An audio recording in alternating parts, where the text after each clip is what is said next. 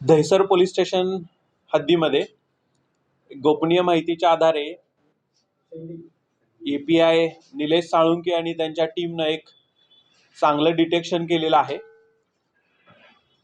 सापळा रचून जिथं छापामारी केली तिथं आधार कार्ड अपडेट करणारी सरकारी मशीन ज्याचा गैरवापर केलेला होता। अनेक प्रकारचे फेक डॉक्युमेंट्स, त्यामध्ये शाळेच्या मुख्याध्यापकांचे फेक सहीचे दाखले, अनेक आधार कार्ड ज्यामध्ये अपडेट करायला कस्टमरला तिथे बोलवलं होतं। तर अशा प्रकारच्या वेगवेगळ्या प्रकारचे फोर्स डॉक्युमेंट्स आहेत। तर त्या टोळीवर 2 टोळ्या होत्या।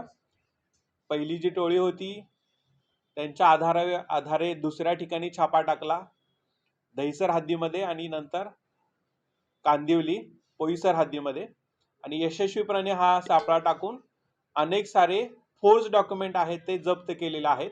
त्यांच्यावर गुन्हा दाखल केलेला आहे।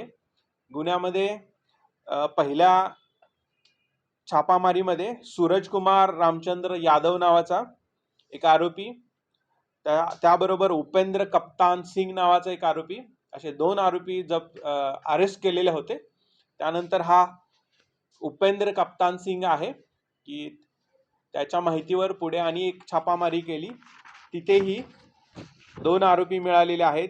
त्या आरोपींच्या करवी बनावट जन्म दाखले जवळजवळ 14 दाखले आपण जप्त केलेले आहेत। रहिवाशी बनावट दाखले आहेत ते 7 जप्त केलेले आहेत। याबरोबर बँकेचे म्हणजे SBI बँकेचे पॉलिसीचे फेक डॉक्युमेंट्स तयार केलेले होते। असे वेगवेगळे 26 डॉक्युमेंट्स तिथे मिळालेले आहेत। त्याबरोबर बनावट नागरिकत्व दाखल्याच्या पण प्रती आपल्याला तिथे मिळालेल्या आहेत। त्या स्पॉटवर असणारा कम्प्युटर आहे, त्याचबरोबर आधार कार्ड सरकारी कोट्यातून मिळाली अपडेट मशीन आहे आणि इतर भरपूर काही साहित्य आहे ते जप्त करण्यात आलेले आहे।